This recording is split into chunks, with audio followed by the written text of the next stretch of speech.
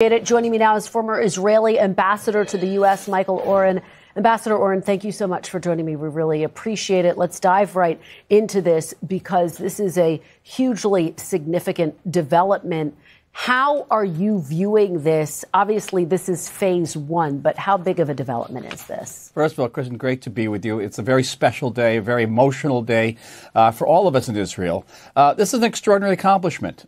Just as a work of diplomacy, it's extremely elegant. And if you would have asked me if it was possible 2 weeks ago, I probably would have said no way. To get all of these disparate countries that don't agree with one another, it's the Turks and the Qataris that don't necessarily get along with the Saudis and the Emiratis, and much less with the state of Israel, to get them all on the same page around 20 very complex points that address not only the situation in Gaza, but the entire situation in the Middle East, with Israel, the West Bank, the entire region is quite extraordinary, even in historic terms.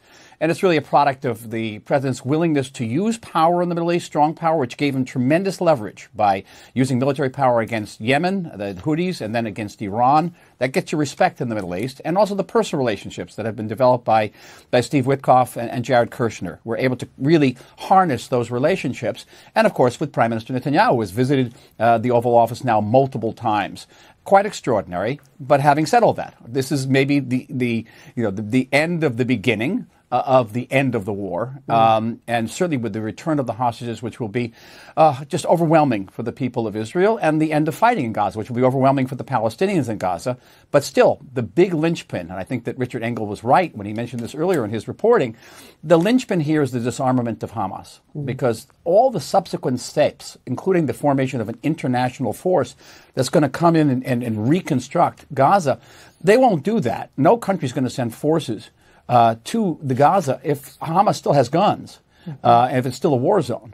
So that is going to be really the next crucial step.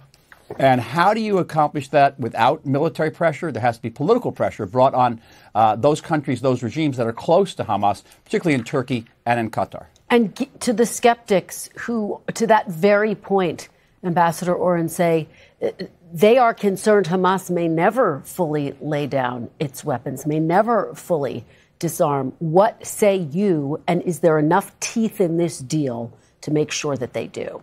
That's an excellent question, and I think that it's true. It goes to the DNA of Hamas. Hamas is a jihadist organization. Hamas without guns is really not Hamas anymore. It's like saying Al-Qaeda or ISIS without guns is ISIS and Al-Qaeda. And so it's going to take a tremendous amount of diplomacy again and pressure. And pressure by those Middle Eastern governments that do have influence over Hamas to get them to relinquish those weapons. According to the 20 points, those Hamas leaders who do not want to accept peace with Israel, to live peacefully in Gaza, can leave the Gaza Strip. It's fine. We're happy to see them go. And we don't care where they go.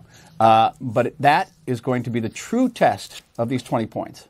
You know, it's interesting. In a statement, the IDF chief of staff instructed all forces to, quote, prepare strong defenses and be ready for any scenario. Big picture, not just as it relates to Hamas, but overall, because there are so many different pieces to this. What is your level of confidence that the ceasefire will hold?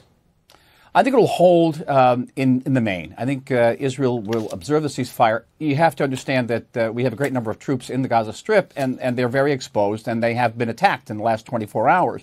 They're going to defend themselves. But having said that, Israel has ceased all offensive operations in Gaza, and I think they'll accord with the withdrawing agreements between Israel and the United States. I haven't seen that map, but there are going to be significant withdrawals. Not entirely. There will be Israeli forces that remain in different strategic locations within Gaza. But keep in mind, this has been a conflict not just between Israel and Hamas. It's between Israel and Iran and Iran's proxies throughout the region. The Houthi rebels continue to fire at Israel. Hezbollah remains a force in Lebanon, much degraded, but still a force there. Iran-backed militias in Syria and Iraq that have repeatedly fired at American bases there.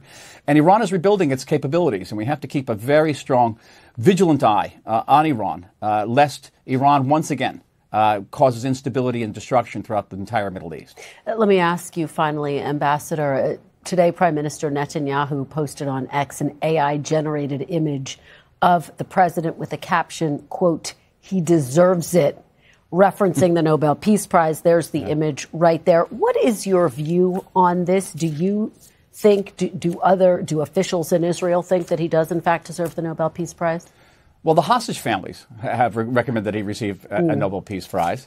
And certainly Netanyahu has. I have to speak as a citizen. I'm not an ambassador anymore. I don't represent the government. But far be it for me to correct the President of the United States, but he's gone on to say that he solved 7 or 8 different crises in the last 7 months of his presidency. I think he's forgetting that in 2020, he signed the Abraham Accords, which was the first Arab-Israeli peace agreement in over a quarter of a century. And just for that alone, he deserved the Nobel Peace Prize. So if you're asking me as a citizen of the State of Israel, he definitely deserved one. All right. Ambassador Oren, thank you so very much for joining me for your perspective. We really appreciate it. Joining me now is Ruby Chen, the father of Israel.